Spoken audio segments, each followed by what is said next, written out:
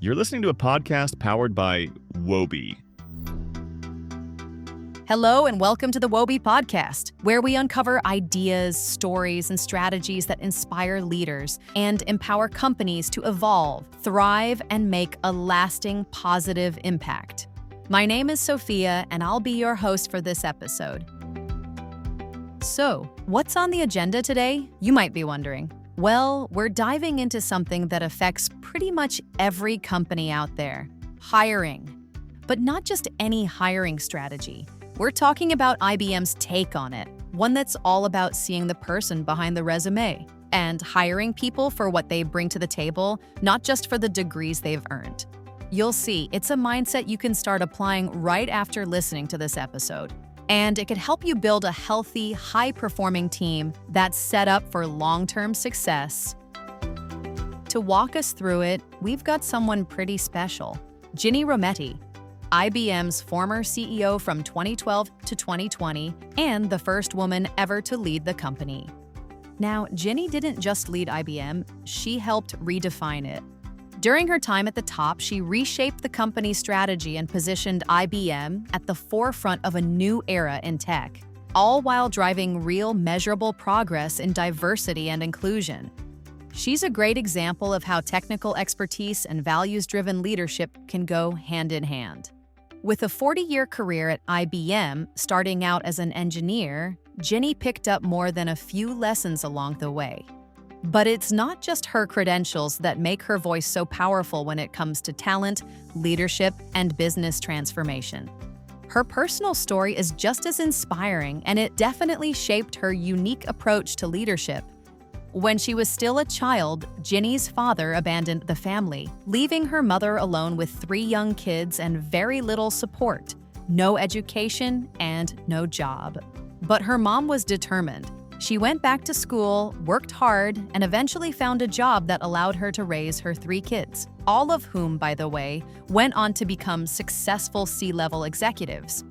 One phrase from those early days stuck with Ginni for life, something her mom used to say: "Never let someone else define who you are." This is a lesson that's guided her ever since. Today, Ginni serves on multiple boards and is the co-chair of 110, a coalition of companies committed to upskilling, hiring, and promoting 1 million Black Americans into family-sustaining jobs over the next decade. So, even after stepping away from IBM, her mission to build a fairer, more inclusive world is very much alive. All right, let's hear from Ginni herself. Here's her reflection on how she sparked a shift inside IBM and how that mindset turned into a movement that's still inspiring change today. What we looked for was someone who was an Olympic learner. I learned to start hiring people for their ability to learn. I learned the hard way. When I hired people that were just experts in one thing, okay, if they've done it for 30 years, the odds are that they want to do it the next 30. And so this isn't good if you're in a time of change, and that's what we're in. And this idea are leaders just visionaries and they see exactly where the future's going is not true. But if they're willing to learn, they're able to adjust. We found lots of ways to measure it, to interview for it, to look for it. And so it was one of the things that we tested for. And it is this propensity to learn. And lots of people have it. I just serendipity walk into a corporate social responsibility meeting.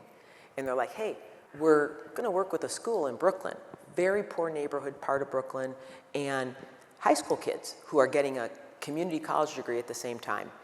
And we got to give them a curriculum, internships, chance at a job. IBMers can be mentors.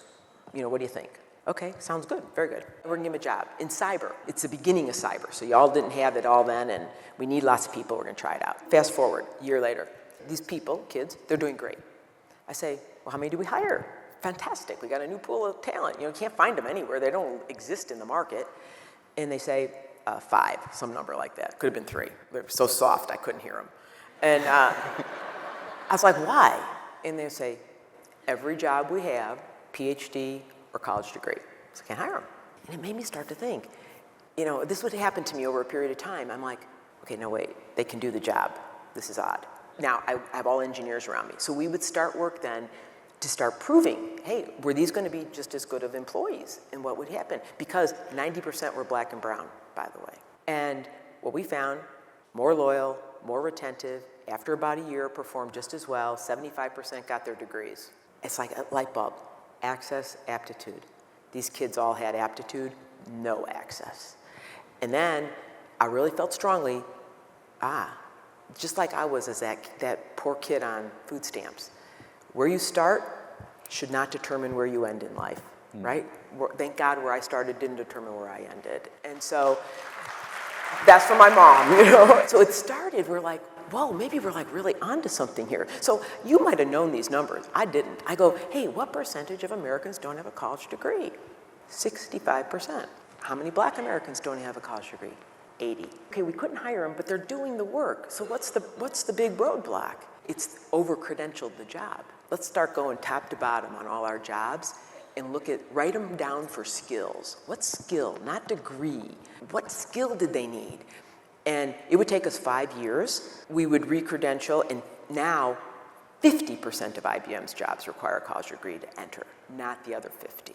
But in parallel, here's this IBM skill transformation going on, where people didn't have the skill of the future. And I thought to myself, this is actually the same thing over on this side, because I have to move them to be evaluated by their skill, not what their past, their experience, their degree. Doesn't matter. They need the skill of the future. So I got to start to pay them for skill, make it transparent, give them a career path on skill. And it's like one of those light bulbs. You're like, this is the same thing. My good colleagues, back to Ken Chenault, Ken Frazier, who ran Merck, they said, what we can all do best as companies in the face of systemic racism and give people jobs, good family-paying jobs. One big roadblock, good family-paying jobs.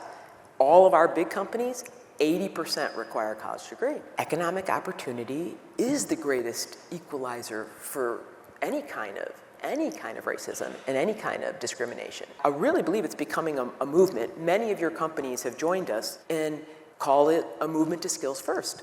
The idea of hire somebody for their skills, not just their degree, and their career path should move that way too. It will open up a brand new pool of talent to you that is out there and will be such great employees. And as well, I think it's about the future of democracy and people having a view that, you know what, life's going to be better in the future.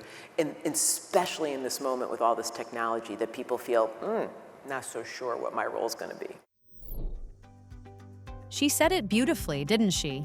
In a world of constant change where unpredictability is the new normal, being adaptable, agile, and willing to learn has never been more important. IBM's story is a powerful wake-up call. So take a moment.